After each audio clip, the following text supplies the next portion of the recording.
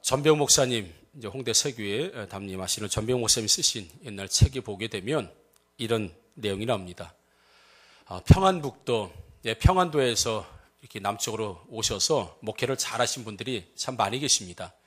평안북도에 당시에 유명하신 여러 목사님들이 계셨었는데, 어떤 분은 이런 치유의 능력이 있으신 분도 계시고, 어떤 분은 또 말씀을 아주 잘 전한 분이 계시고요. 또 어떤 분은 부흥사로 아주 유명하신 분이 계셨는데, 그 중에 또 한 분이 한경직 목사님, 이제 고인이 되셨고 하늘나라에 가셨지만 영락교회를 또 개척하셨고 담임하셨던 우리 한경직 목사님, 상당히 대부분의 목회자들이 존경하는 아주 겸손하신 목사님이시죠.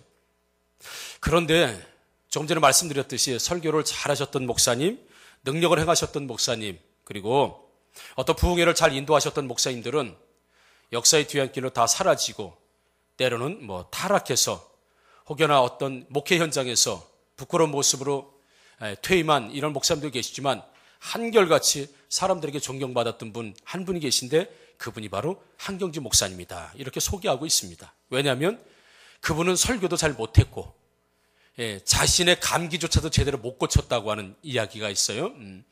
그리고 능력도 잘 행하지들 못했고, 목회자로서 뭔가 하나, 필살기라고 할까요? 이런 거 하나도 제대로 없었던 분이 한경직 목사님이신데, 끝까지 그가 한국교회뿐만 아니라 세계교회에 강력한 어떤 리더십을 가지고 영향을 미쳤던 목사님인데, 그는 진실했다, 충성되었다. 즉 한경직 목사님이라고 하면 겸손이 능력인 분임을 우리가 알 수 있습니다. 그래서 한때는 강력하게 쓰임을 받았을지라도 결국에는 겸손을 가지고 겸손한 우리 한경직 목사님만 끝까지 목회 현장에 남아 있으면서 많은 사람들에게 겸손의 능력을 보여주신 분이다. 이런 책의 내용을 읽어본 적이 있습니다.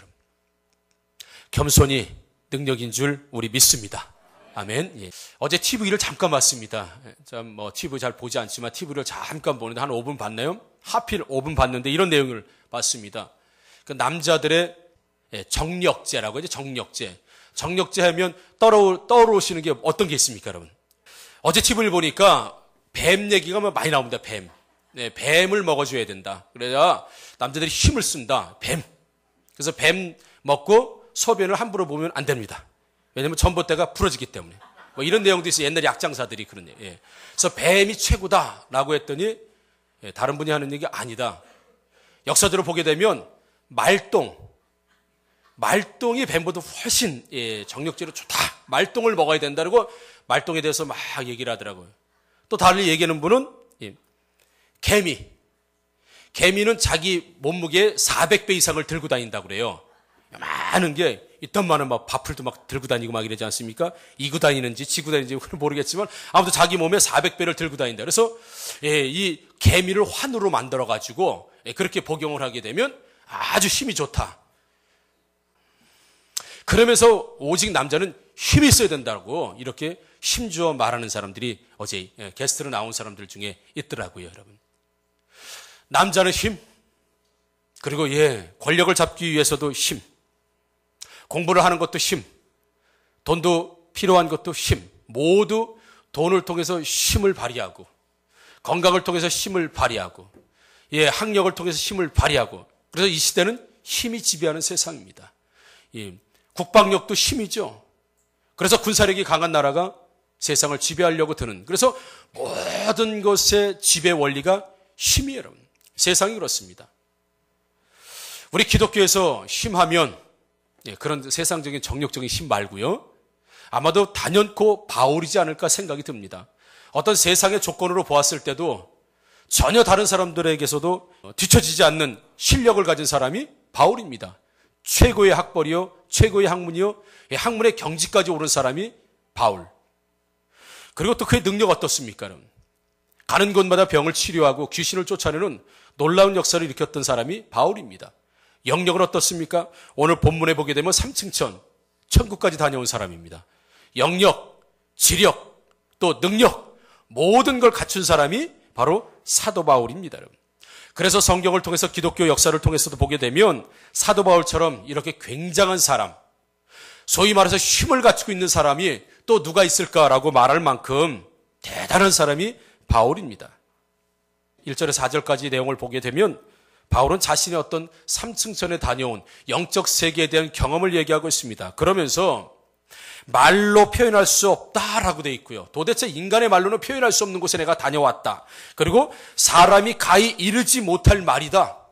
그리고 여러 계시를 받은 것이 지극히 크다라고 하면서 누구도 경험해보지 못한 특별한 경험, 어떻게 인간의 말로 표현할 수 없는 특별한 경험을 내가 하늘나라에 다녀왔다. 이렇게 지금 표현하고 있습니다. 이 정도 신앙 되면, 이 정도 영역이 되면, 이 정도 경험이 되면 교주 정도 할 수 있지 않겠습니까? 신으로 추앙받을 수 있지 않겠습니까? 제가 예를 들어 천국에 다녀와가지고, 무슨 집사님은 천국에 내가 생명책을 막 열어봤는데, 어느 집사님은 있는데, 근데 어느 집사님 보니까 없어. 만약에 그래서 내가 생명책을 다 보고 왔다라고 예를 들어서, 여러분들이 그렇게 얘기하면, 여러분 저한테 전화하실 거예요. 목사님, 제 이름은 있나요? 카톡을 했죠. 목사님, 제 이름 있나요, 혹시? 궁금하겠습니까? 안 궁금하겠습니까? 여러분? 궁금합니다. 여러분. 얼마든지 이런 경험을 통해서 만약에 제가 이런 경험을 했다고 한다면 여러분들 앞에 교주가 될 수도 있고 여러분들 앞에 신적인 존재가 될 수도 있고 가히 그거 하나만 가지고도 생명책에 있는 이 이름을 누가 목사님이 보고 왔는데 누구 이름은 있고 누구 이름은 없더라 그러면 전부 자기 이름이 있는지 없는지 저한테 매달릴 겁니다. 아마 매달릴 거예요. 이런 경험을 사도 바울은 했지만 도대체 인간의 말로는 표현할 수 없을 만큼 위대한 경험을 했지만 그 이후에 본문을 통해서 보게 되면 나는 자랑하지 않겠다. 나는 그것마저도 드러내지 않겠다. 그런 것들은 하나님 앞에서 크게 능력으로 쓰임받을 수 있는 것이 아니다. 오히려 사람이 자고하게 되고 교만하게 될까 봐 나는 입을 다물어 버리겠다라고 하는 내용이 바로 오늘 이 본문의 내용입니다. 이 정도 능력 있는 사람이라고 한다면 바울은 어떤 것 하나도 부족한 것이 없던 사람이죠. 그러나 그에게 문제가 하나 있었습니다. 바로 육체적인 질병이죠. 학자들의 이야기는 여러 가지가 있습니다만 잘 아시겠지만 다메섹 사건을 통해서 강력한 빛이 임했기 때문에 안질이다. 눈에 이상이 있었을 것이다. 라고 말하는 학자도 있고 아니다. 간질이다. 이렇게 이야기하는 학자들도 있습니다. 간질이라고 말하는 학자들이 훨씬 많습니다. 오늘 본문을 통해서 보면 사탄의 사자라고 그랬어요. 사탄의 사자. 자신의 질병을 준 것이 사탄의 사자라고 했는데 그 사탄의 사자는 귀신을 얘기합니다. 그래서 다른 복음서에도 보게 되면 사탄의 사자라고 되어 있는 곳에 보면 귀신이에요. 이런 어떤 간질이 일어날 때에 우리 아들을 고쳐달라. 어떤 아버지가 와서 우리 아들을 고쳐달라. 우리 아들이 이 귀신이 불도 넘어지고 물 가운데 넘어지고 막 이런 일들을 행하는데 라고 할 때 그때가 사탄의 사자예요. 그래서 학자들이 이 사도 바울이 간질이 있었을 것이다 라고 대부분 이야기합니다.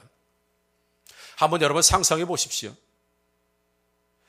제가 복음을 전하다가 말씀을 전하다가 이곳에 쓰러져 가지고 거품을 흘리고 몸에 경련을 일으키면서 만약에 한다고 한다면 교회가 부흥이 되겠습니까? 여러분 떠나겠습니까? 참 고민되죠. 교회가 부흥이 되겠습니까, 여러분? 담임 목사가 말씀을 전하다가 만약 경련을 일으키고 쓰러지게 된다면 뭐라 그러겠습니까? 자신의 병 하나도 제대로 못 고치는 사람이 뭔 목회를 한다고 남의 병을 고친다고 달려들어 이렇게 이야기할 수도 있습니다. 참 치명적입니다, 여러분. 사도 바울에게 있어서는 아주 치명적이에요. 복음 전파요, 목회에 대단히 치명적이라고 말할 수밖에 없습니다. 그런데 오늘 본문을 통해서 보게 되면 그것이 하나님의 은혜라고 말하고 있어요. 또 쉽게 이렇게요. 나 간질이다. 근데 나 간질이 하나님의 은혜다. 사도 바울은 지금 그렇게 말씀하고 있는 거 직접적으로 얘기하면 나 간질이다. 나 간질 걸려서 간질이라 시도 때도 없이 넘어진다. 안질이라도 좋습니다, 여러분. 다 목회 지장받는 겁니다. 목회자의 흠이에요. 그런데 그것을 은혜라고 지금 말하고 있는 사도 바울. 왜 도대체 사도 바울은 자신의 육신의 연약함, 안질이든 간질이든 쓰러지고 넘어지는 그 추악한 어떤 행동을 보이는 그것이 하나님의 은혜라고 지금 말씀하고 있다는 것이죠. 사도행전 16장에 보게 되면 빌립보에서 있었던 일이 있습니다. 빌립보에 있었던 일이 사도 바울이 전도를 갔는데 어떤 여종, 그러니까 어떤 여자 하나가 귀신 들렸어요. 귀신 들리면 잘 맞추죠. 그래서 우리 얘기할 때, 야, 정말 귀신같이 맞추네. 뭐 이런 얘기 합니다. 귀신은 잘 맞춥니다, 여러분. 예. 이게 잘 맞추는 거예요. 점을 잘 치는 거예요. 그러다 보니까 이 여자를 고용해서 여러 사람들이 점을 쳐주고 돈을 받습니다. 잘 맞추니까. 그런데 이 여자, 귀신 들린 여자가 사도 바울과 실라를 따라다니면서, 야, 이 사람들은 지극히 높으신 하나님의 종들이다. 너희들의 구원의 길을 알려주는 사람들이다. 내용은 굉장히 좋아요. 왜냐하면 귀신이라 잘 알아요. 이 사람들이 하나님의 종인지 구원의 길을 말하는 것인지 잘 알아요. 그래서 사도 바울을 선전해 주는 것처럼 따라다니면서 이 사람은 지극히 높으신 하나님의 종이다. 이들이 얘기하는 건 하나님의 구원의 길이다라고 이 귀신 들린 여자가 따라다니면서 계속 얘기합니다. 여러분 생각해보세요. 여기서 복음 전하는데 옆에서 계속 소리 질러 봐요. 이게 전도가 되겠습니까? 이게 복음 설명이 되겠냐고요. 그러니까요, 사도 바울이 뒤를 돌아서 뭐라고 하냐면 사도행전 16장 18절에 보게 되면 바울이 심히 괴로워하여 돌이켜 그 귀신에게 이르되 예수 그리스도의 이름으로 내가 내게 명하노니 그에게서 나오라 하니 귀신이 즉시 나오니라. 아멘. 예. 귀신이 즉시 나오니라. 귀신을 명해서 즉시 나왔습니다, 여러분. 좋은 일 했지요.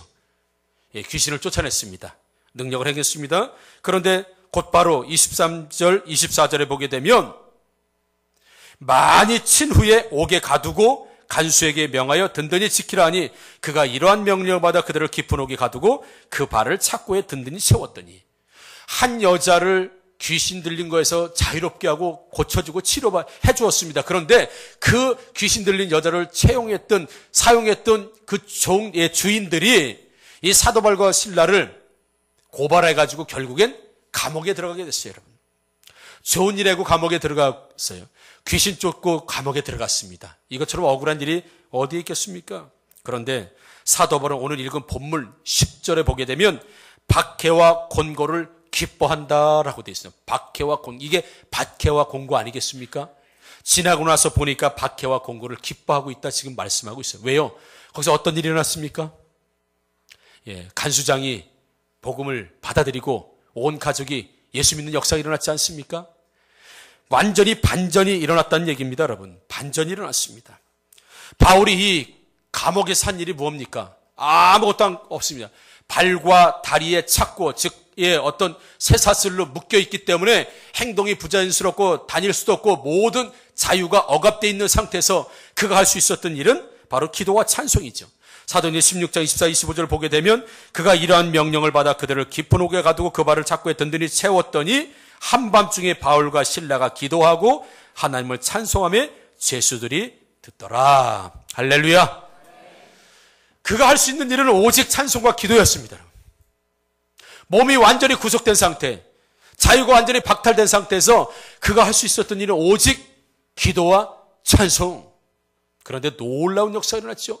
온 옥문이 다 터지고 모든 죄수들이 있는 옥문이 다 터지고 난 다음에 간수장이 자결을 하려고 했더니 자결하지 말라. 우리 어디 안 갔다 여기 있으니까 자결하지 말라. 라고 한 후에 이 간수장의 집에 가서 세례를 주고 모든 가족들, 모든 종들이 다 세례받고 예수 믿는 놀라운 역사가 일어났습니다, 여러분.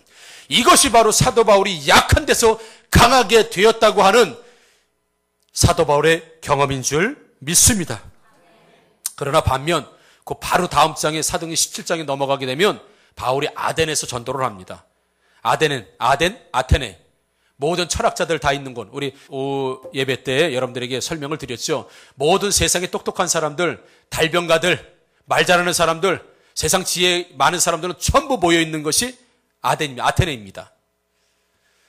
그곳에 가서 바울이 전도할 때는 지식 있는 사람들에게 전도를 했기 때문에 여기서만큼 사도 바울이 정말 유식한 것을 뽐내본 적이 없어요. 그가 가지고 있는 모든 실력을 다 얘기했습니다. 모든 지식을 다 동원했습니다. 모든 성경 지식을 전부 다 동원했습니다. 왜?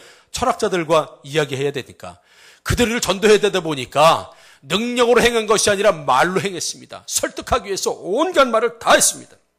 그런데 사도행전 17장에 있었던 이 아테네에서의 바울의 사역의 평가를 사도행전 17장 34절에 보면 몇 사람이 그를 가까이 하여 믿으니, 몇 사람이라고 돼. 몇 사람.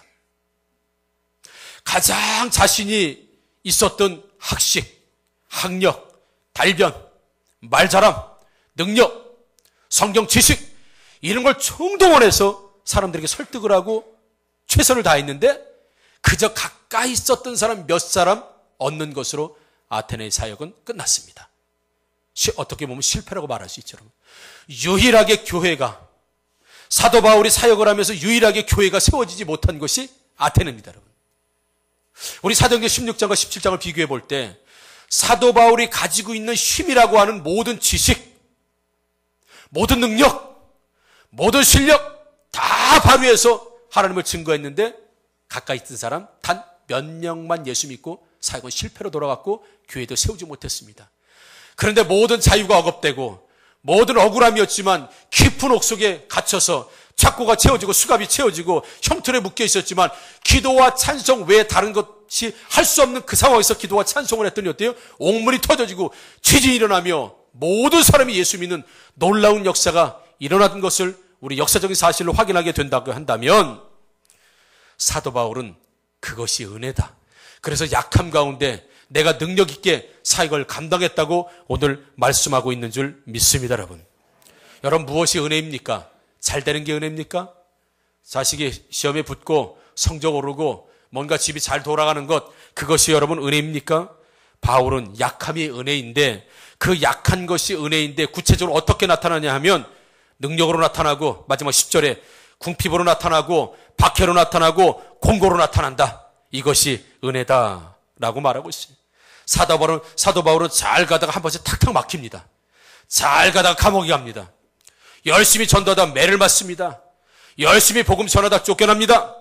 열심히 복음 전하다 돌에 맞습니다. 사도 바울은 가다가 어려움 당하고 가다가 어려움 당하고 가다가 감옥에 가고 가다가 병이 생기고 사역을 하다가 매를 맞고 전도하다가 옥에 갇히고 복음을 전하다가 돌에 맞고, 그런데 그게 곤고다, 박해다, 궁핍이다, 능력이다.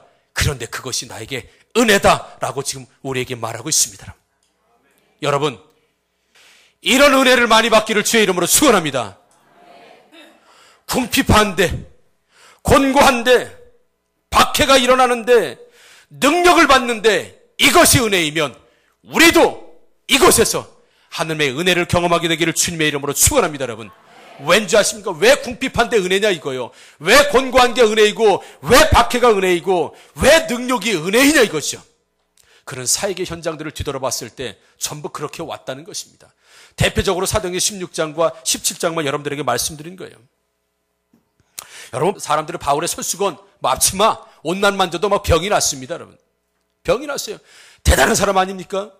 옥상에서 3층에서 떨어진 유도그로 하는 청년이 죽었는데 그를 위해서 기도했더니 죽은 자가 살렸어요. 저는 지금 이제 무엇이 은혜인가를 말씀드리려고 하는 거예요. 죽은 자도 살렸던 바울이 기도하며 귀신이 떠나가고, 바울의 옷만 만져도 병자가 나았는데 정작 자기는 못 고쳐요. 여러분, 자기는 못 고쳐요. 여러분, 솔직히 얘기해 볼까요?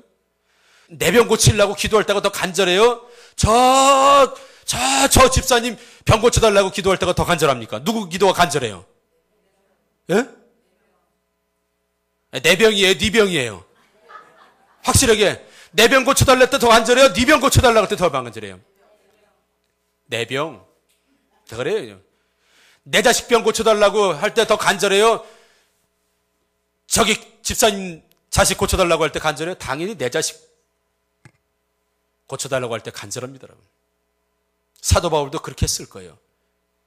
사역하다가 자빠지고 넘어지고 쓰러지고, 이게 보통 일이 아닙니다. 여러분, 이가 3번 기도했다는 것은 간절하게 기도했다는 거예요. 여러분, 정말 생명 걸고 기도했다는 얘기입니다. 왜요? 그거 고쳐달라고. 그런데 못 고쳤습니다. 하나님이 안 고쳐주신 거지만 사도 바울 입장에서 못 고쳤습니다. 자, 봅시다. 내가 3번씩이나 기도했습니다. 간절히 기도했습니다. 내 병 못 고쳤어요. 근데 저 사람을 위해서 기도했는데 저 사람은 고쳤습니다. 깨달아야 됩니다. 저 사람이 고쳐진 거 내 능력입니까? 하나님 능력입니까?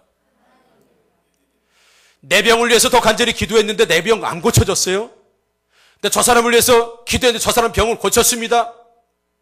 더 간절히 기도한 내 병은 안 됐는데 기도해준 저 사람 병을 고쳤다고 한다면 저 사람 병을 고친 건 내 능력이 아니라 하나님의 능력인 줄 믿습니다. 이것을 깨닫는 것이 은혜라는 거예요, 여러분. 하나님이 왜 이곳에서 기도를 3번씩이나 하고 난 다음에 내 은혜가 내게 족하도다라 말하신 이유가 왜 여기에서 그 말씀을 하셨냐 이거죠. 왜 그 말씀? 뭘 사도 바울에게 깨달으라고? 유독으로 살렸냐? 네 옷만 만져도 사람들이 나았느냐? 그래도 너는 간절히 3번을 기도해도 못 고쳤지 않느냐? 그렇게 된다면 유독으로 살린 것, 다른 사람의 병을 치유를 해준 것, 귀신을 쫓아낸 것, 네 능력이냐 내 능력이냐? 그것을 사도 바울에게 하나님은 깨닫기를 원하신 줄 믿습니다. 사도 바울은 깨달은 거지요. 아, 나를 위해서 내가 간절히 기도했지만 내가 고침받지 못한 그런 거였다면, 내가 다른 사람을 위해서 기도해서 고침받고 능력이 나타났다고 한다면 그것은 내 능력이 아니고 하나님의 능력이구나 라고 깨닫는 건 여러분, 나의 나단 것이 다 하나님의 은혜인 줄 믿습니다. 모든 역사가 일어나는 건 다 하나님의 은혜예요. 그래서 첫 번째, 무엇이 은혜인가? 라는 질문에 모든 기도의 응답, 나에게 일어났든 타인을 위해서 기도했든 다 그 사람을 위해서 기도한 능력이 나타나고 은혜가 나타나고 역사가 일어났다고 한다면 그것은 나로부터 시작된 것이 아니라 하나님께서 행하신 것을 깨닫는 것, 그 깨달음이 첫 번째 은혜인 줄 믿습니다, 여러분. 사도 바울은 그걸 깨달았어요. 아, 내가 한 게 아니구나. 만약에 사도 바울이 여기서 3번 기도했는데 고침받았다고 한다면 그건 그럴 거 아니에요. 나도 고치고 저 사람도 고치고 나는 기도만 하면 다 된다. 이런 생각 갖지 않겠습니까? 나는 기도만 하면 다 돼. 나도 고치고 쟤도 고치고 쟤도 고치고 다 고쳤으니까 나는 기도만 하면 다 돼. 라고 한다면 자칫 자만해질 수 있습니다. 자칫 교만해질 수 있어요, 여러분. 근데 내가 안 되는 실패를 경험함을 통하여서 성공의 경험이 바로 하나님이 하셨다고 하시는 이 성공으로 돌릴 수 있는 건 바로 내가 실패한 경험이 있기 때문이라는 사실을 오늘 사도 바울이 깨닫게 되었다는 것. 그래서 우리는 실패 가운데서 생각한 것이 과거에 성공한 경험이 있다고 한다면 과거의 성공의 경험은 하나님께서 은혜를 베풀어 주신 것인 줄 믿습니다. 하나님이 하신 줄 믿습니다. 이걸 깨닫는 것이 은혜라는 겁니다, 여러분. 두 번째 은혜는 사도 바울이 실제로 약할 때 능력이 많이 나타났습니다. 조금 전에 사도행전 16장과 17장을 단순 비교했을 때 사도 바울이 마음껏 자신의 능력을 발휘했을 때 그때는 능력이 나타나지 않았지만 자신의 능력이 가장 제한당했을 때, 가장 자유가 억압당했을 때는 오히려 하나님의 큰 능력이 나타났던 실제적인 사건을 통해서 보더라도 사도 바울은 내가 능력받을 때, 내가 박해받을 때, 내가 곤규에 처해 있을 때, 내가 궁핍했을 때 실제적으로 하나님의 역사가 크게 일어났다는 것을 돌아보면서 내 몸에 가시가 있고 내 몸에 질병이 있고 내 몸에 이런 연약함이 있는 것조차도 하나님께 가까이 가는 기회가 되는 것은 바로 하나님이 이 약한 나를 통해서 네 병도 네가 못 고치고 여전히 연약한 상태, 그 상태이지만 하나님이 사용해서 들어 쓰신다고 하는 그것을 깨닫게 하시고 또 이런 것을 깨달았던 것. 그래서 사도 바울은 자신이 강한 것을 드러내고자 했을 때는 하나님의 능력이 나타나지 않았지만 실제로 자신이 아무것도 할 수 없다고 느끼고 실제적인 삶이 그렇게 되었을 때, 환경이 그렇게 되었을 때 하나님의 큰 역사가 일어났던 것을 뒤돌아보면서 역시 약할 때 하나님이 강하게 역사하시는구나. 이것을 깨달은 것이 두 번째 은혜인 줄 믿습니다, 여러분. 여러분, 모든 기도응답이 다 잘 된다면 여러분들은 하나님을 떠날 사람들은 열임은 몇 명 나올까요? 10명 중에서 몇 명이나 나올까요, 여러분? 기도마다 다 응답되고 다 잘 되면 하나님을 떠나는 사람이 몇 명 나올까요? 없어요? 아니, 우리 교회는 그건 없지요. 근데 전체적으로 봤을 땐 열이면 열 다 하나님을 거의 대부분 떠납니다, 여러분. 아쉬운 게 없습니다. 자신이 다 할 수 있다고 자신이 능력인 양 착각하고 하나님을 떠나는 사람이 너무 많다는 것이죠. 한 2, 3년 된 것 같습니다. 어느 목사님하고 큰 교회 목사님이십니다. 큰 교회 목사님이신데 이 목사님이 능력이 많으세요. 이 수원에 계신 목사님이신데 능력이 많은 목사님이에요. 병도 잘 고치십니다. 기도하시면 어떤 역사도 잘 일어납니다.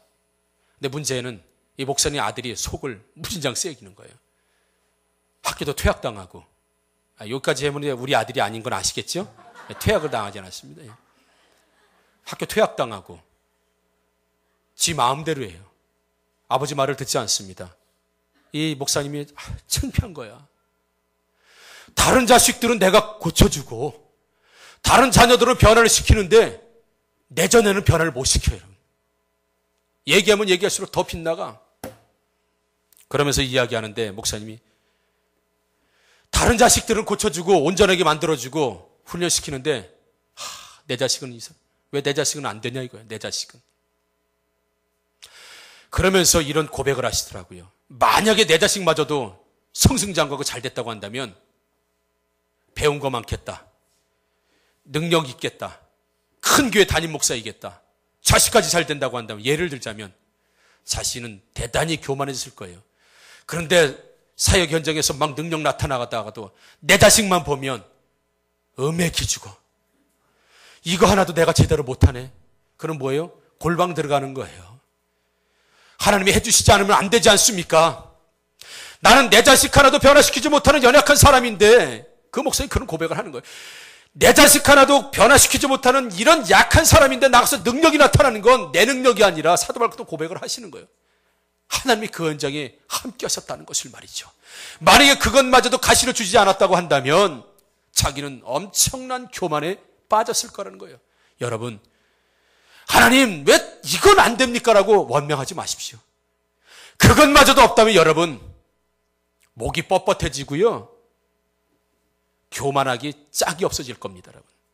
하늘 높은지 모르고 교만해질 거예요. 여러분들 삶 가운데는 가시가 있다고 한다면 그것이 은혜인 줄 믿습니다. 여러분. 그것마저도 없다고 한다면 타락할 사람 너무 많습니다. 질병입니까? 자녀입니까?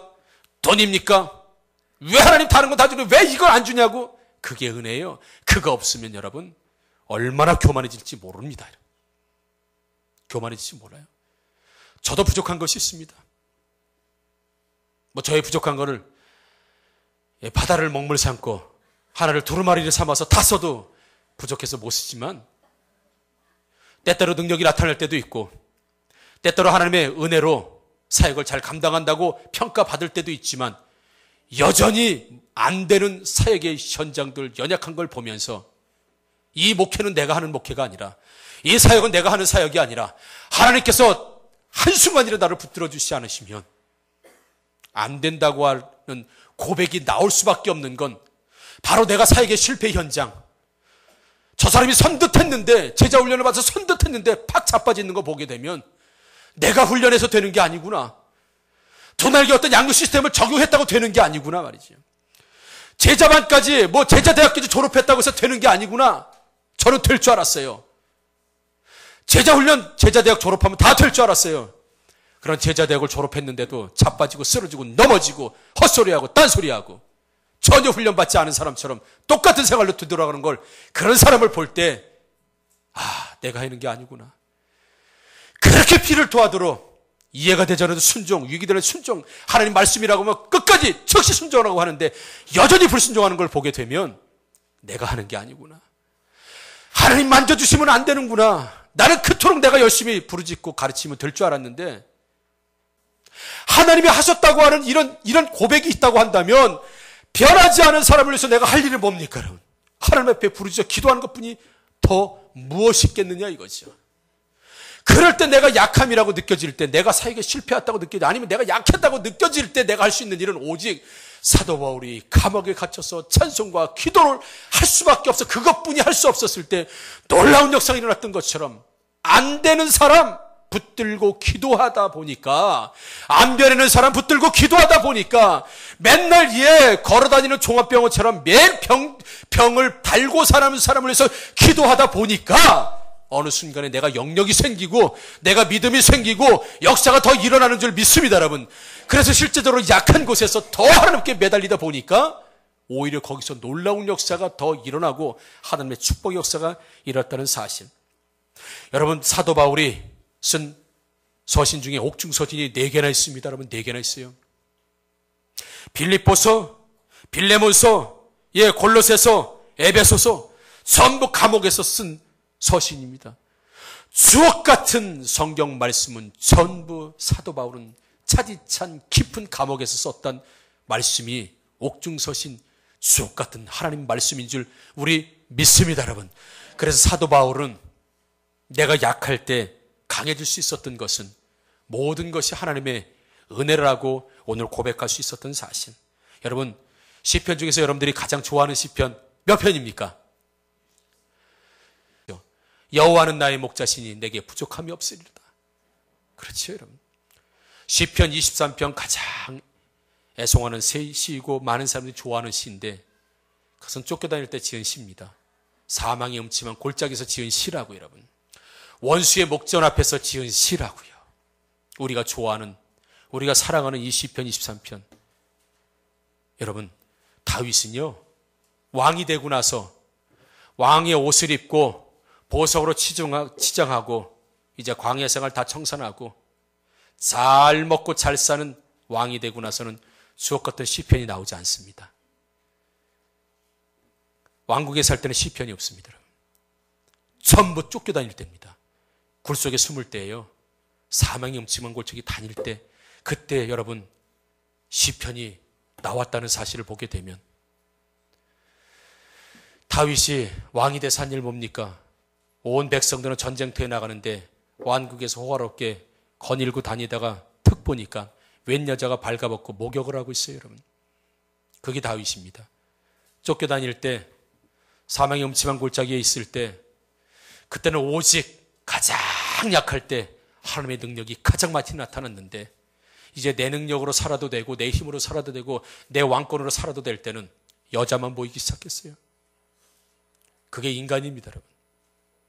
베드로 어떻습니까? 베드로 주님을 위해서 목숨을 바치겠습니다, 주님만을 위해서 따르겠습니다라고 했을 때는 주님을 버리고 준행랑을 쳤지만 도망치고 이제 주님을, 부활하신 주님을 다시 만나서 차마 주님의 눈을 똑바로 쳐다보지 못하는 이 참 부끄럽고 미안하고 정말 쪼그라들어져 있는 이 베드로, 그때 어떤 고백합니까?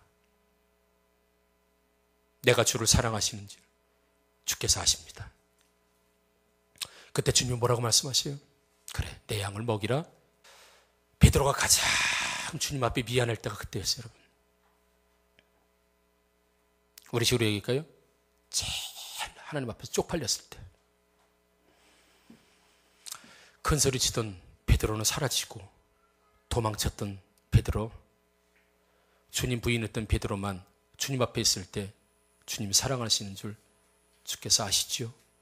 그때 예수님 말씀하시죠. 그래, 내 양을 먹이고 내 양을 치라. 여러분, 가장 약할 때 하나님을 만나는 기회이며 가장 신실한 고백이고 하나님의 능력이 나타나게 되는 줄 믿습니다, 여러분. 그래서 사도 바울은 고린도서 4장 7절에 이렇게 고백합니다. 한번 같이 읽어볼까요? 같이 읽습니다. 한번 시작. 우리가 이 보배를 질그릇에 가졌으니 이는 심히 큰 능력은 하나님께 있고 우리를 잊지 아니함을 알게 하답니다. 아멘. 우리가 이 보배를, 하나님의 능력을, 하나님의 은혜를, 예수 그리스도의 복음을 질그릇에 가져, 질그릇은 나요, 깨지기 쉬운 흙그릇입니다. 질그릇에 가졌으니 심히 큰 하나님의 능력은 하나님께 있고 우리에게 있지 아니함을 알게 하려 함이라. 왜? 너는 질그릇이다 이거예요. 그러면 금그릇이고 한다면은 뽐냈을 텐데, 보잘것없는 흙그릇에 큰 보배를 담은 건 네 능력이 아니라 하나님 능력이다. 그런 네 삶에, 질그릇에 보잘것없는 삶이 있니? 고통이 있니? 아픔이 있니? 곤고가 있니? 핍박이 있니? 그래, 그게 네 질그릇이다. 그런데 그 질그릇 안에 내가 심히 큰 능력을 담겠다. 그러니 네 자랑하지 말고 가는 곳마다 하나님이 하셨습니다, 하나님이 행하셨습니다라고 말할 수밖에 없는, 이것이 하나님의 은혜를 오늘 깨달은 사도 바울이가 한다면 여러분 기도해서 응답받은 경험이 있습니까? 계속해서 응답을 받고 있습니까? 나는 질그릇이라 내 능력이 아닙니다. 하나님의 능력인 줄 믿습니다. 어려움 당하고 있습니까? 아픔이 있습니까? 왜 그것을 여러분들이 허락하셨습니까? 잘난 척하지 말라고, 교만하지 말라고, 잘난 것으로 주님의 능력을 감당하는 것이 아니라 오직 내 능력으로만 감당한다는 것을.